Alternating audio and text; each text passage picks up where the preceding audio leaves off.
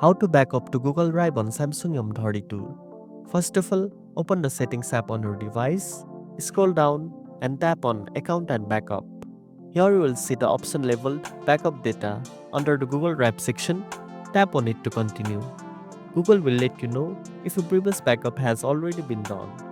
Make sure your Google account is already added, the one you want to back up your data to. If it's not, tap on Add Account and sign in with your Google credentials. Once your account is added, tap on Backup Data. Then, choose the account where you want to back up your device. Your backup uses your Google account storage, not your internal storage. Here, you will see the details of what will be backed up to your Google Drive, such as apps, call history, device settings, Google account data, and more. After that, simply tap on Backup Now, and your backup will start. It's a good idea to stay connected to Wi-Fi while the backup runs to avoid using mobile data.